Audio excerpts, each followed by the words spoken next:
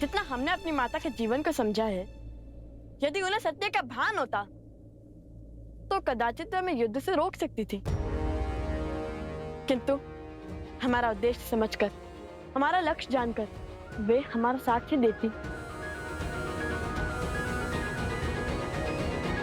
तन और मन दोनों से आपसे युद्ध करने के लिए सच है श्री राम।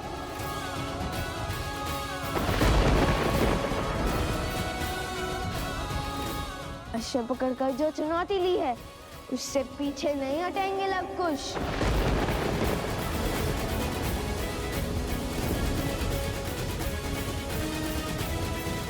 जैसी तुम्हारी इच्छा। मैंने हर धर्म का पालन किया ताकि तुम दोनों को इस युद्ध की अग्नि में जलने से रोक सकूं। और यदि युद्ध करने की ही मंशा है तुम्हारी तो तथास्तु।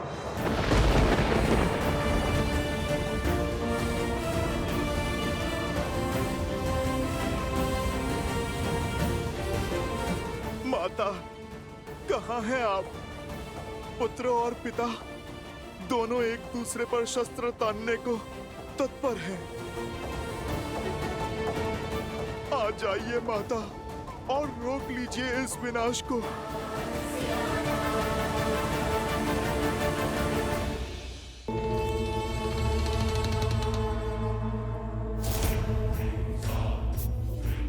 आओ सीता आओ, चली आओ अपनी मृत्यु के पीछे।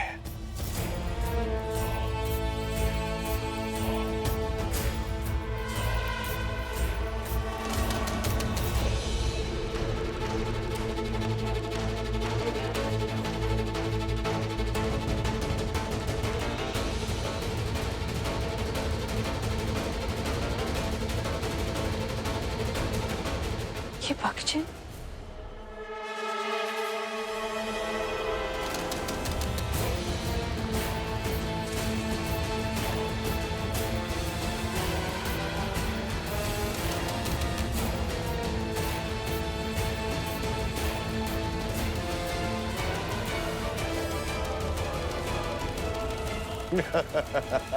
अद्भुत!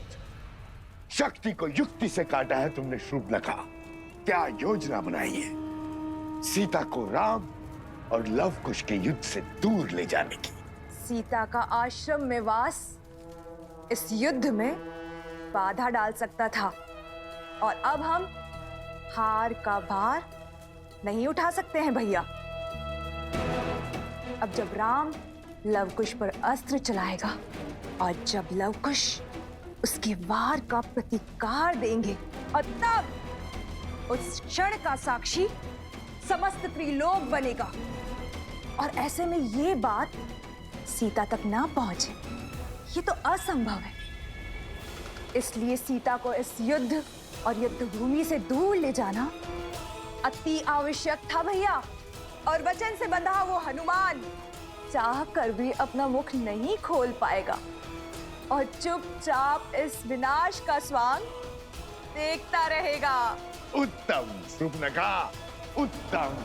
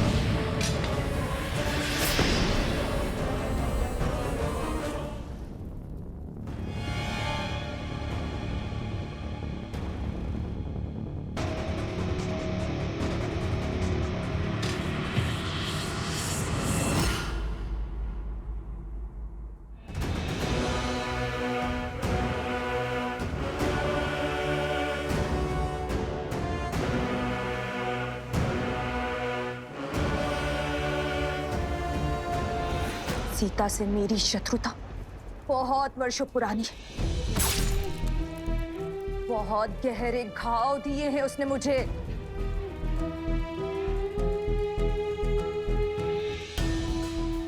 आज मैं उससे अपनी हर पीड़ा, हर दुख, हर कष्ट का प्रतिशोध लूंगी। आज उस सीता का अंत होगा।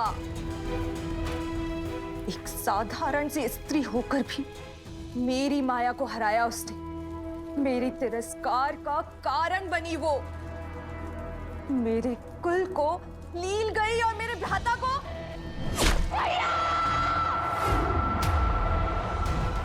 और मेरे भ्राता का काल बनी। किंतु आज मैं उन सब का प्रतिशोध लूंगी। आज उसकी मृत्यु के साथ हमारी इस शत्रुता के अध्याय का भी अंत होगा।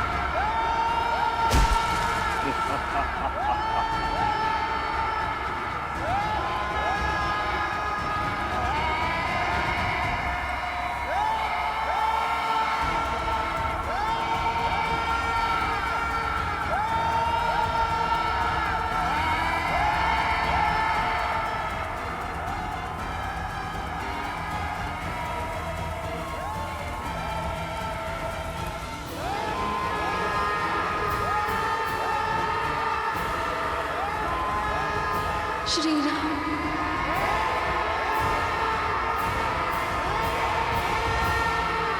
आज हमारी चाल केवल राम सिया की नहीं, बल्कि समस्त रघुवंश का अंत कर देगी। रघुवंश के विनाश का शंखनाद हो चुका है भैया। और अंत के इस अध्याय का आरंभ हो चुका है। रघुकुल ने सदा ही ऋषि मुनियों के हर कार्य को सिद्ध किया है। उनके पूजा पाठ को सुरक्षा का कवच दिया है। रघुकुल का एक भी तीर किसी ऋषि के विरुद्ध नहीं चला है।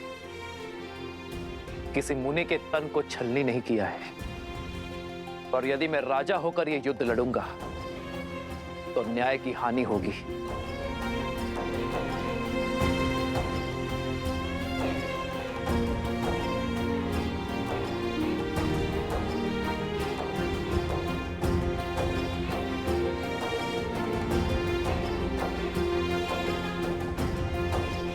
प्रभु, ये क्या कर रहे हैं आप?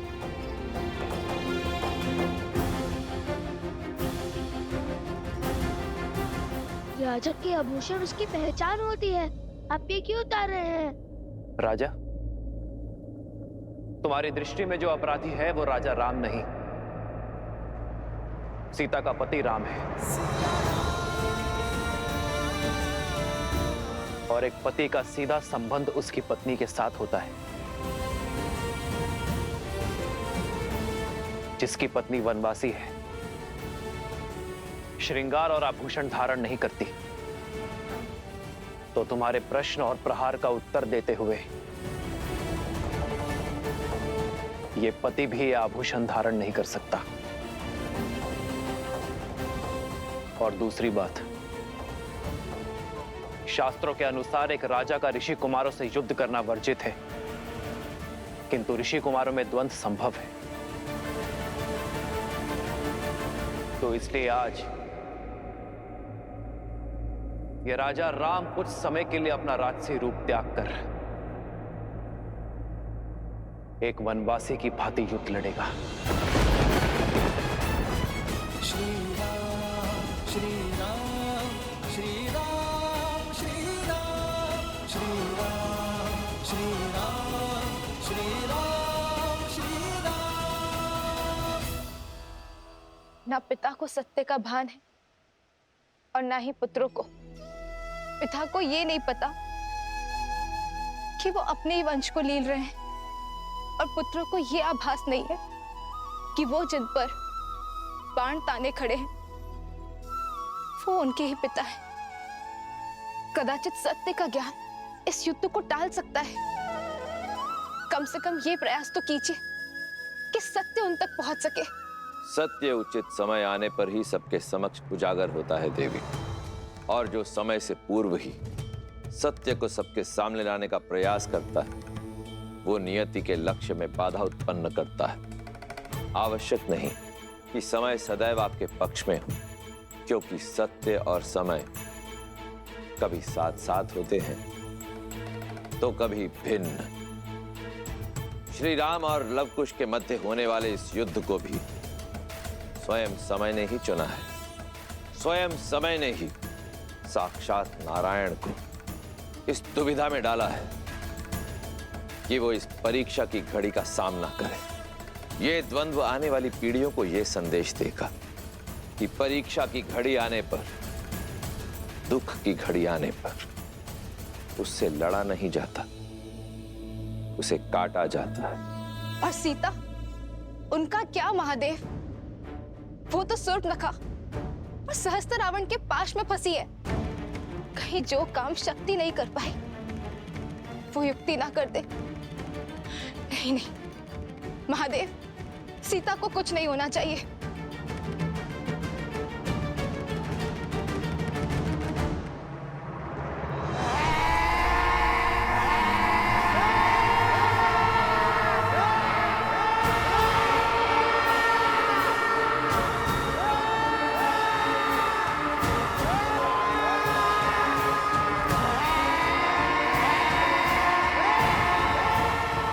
अरे अभी से भयभीत हो गई तुम सीता।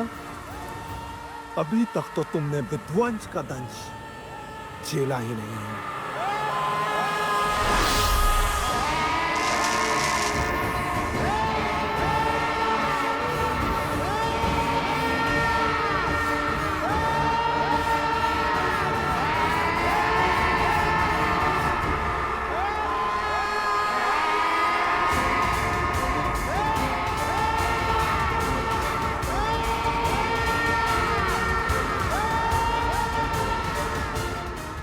डालो बानासुर, अंत कर दो इस सीता का। इसके साथ ही रामायण की गाथा और उसकी संपूर्णता की कथा का अंत हो जाएगा भैया।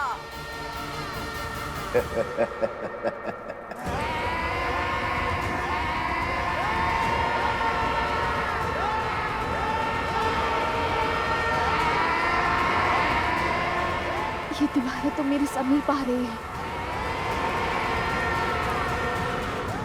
हे गौरी माँ, मुझे अपनी शरण दे, मेरी सहायता कीजिए गौरी माँ।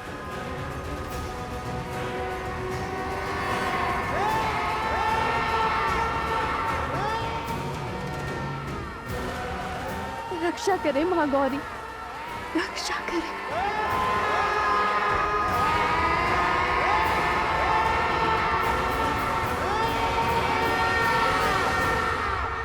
महादेव, महादेव, अब मेरी पुकार हो रही है। आप समय से विवश हैं और मैं भक्त की पुकार से। किंतु मैं क्या करूं? समय आ गया है देवी, जब आपको अपने समक्ष झांक कर देखना होगा, आत्मनिरीक्षण करना होगा। यही समय की मांग है, आपके लिए भी और देवी सीता के लिए भी। मैं कुछ समझी नहीं। भूल रही हैं आप, गौरी का एक दूसरा रूप भी है, जिससे साक्षात काल, महाकाल दोनों भयभीत रहते हैं।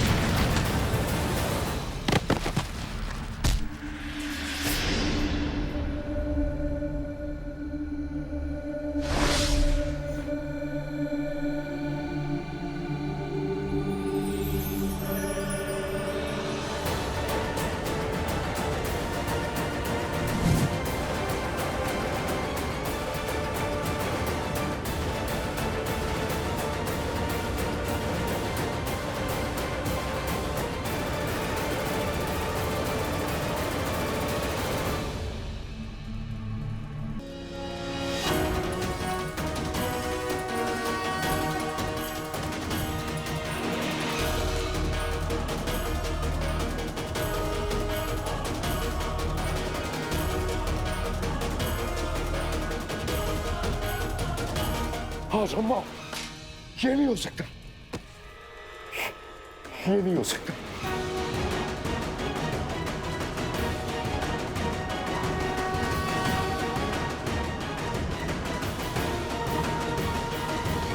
किस चिंता में पड़ गए आप भैया?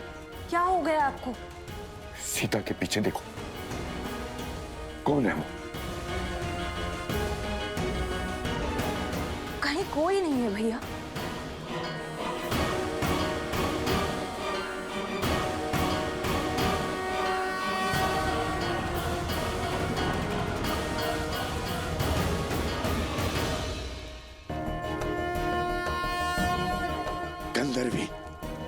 गंधर्वी चंचलाक्षी मर चुकी है वो।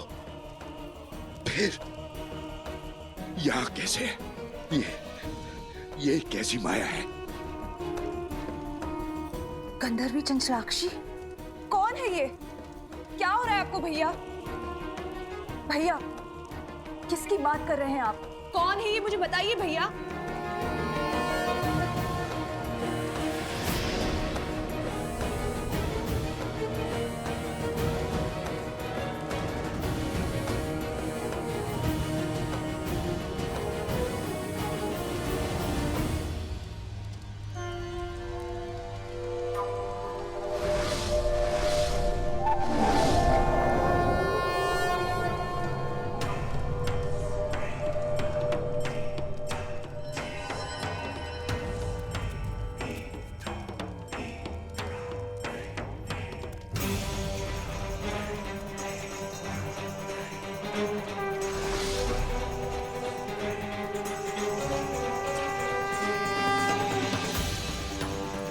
असंभव,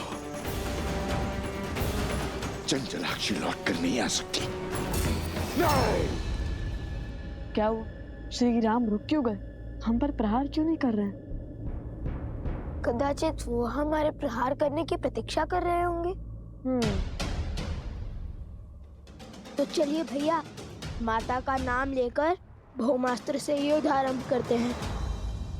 भूमि देवी की शक्ति हमारे साथ होगी। सच और सोच का द्वंद्व अनोखा, राम विरुद्ध है राम के नंदन, मोड़ अनोखा आया है कैसा, युद्ध न जाए पिता चाहे रघुकुल का मान, सूरज चाहे सीता सम्मान। ये क्या कर बैठे लवकुश? भौमास्त्र की काट तो ब्रह्मशिरा अस्त्र है, और यदि प्रभु ने ब्रह्मशिरा का आवाहन किया तो लवकुश का ही नहीं, बहुत से जीवों का संहार होगा।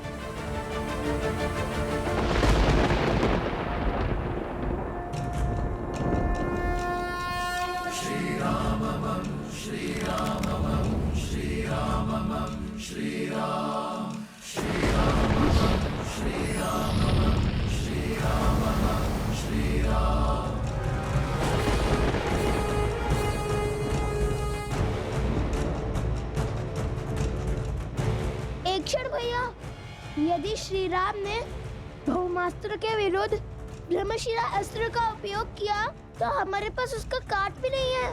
वो निर्णय उनका है।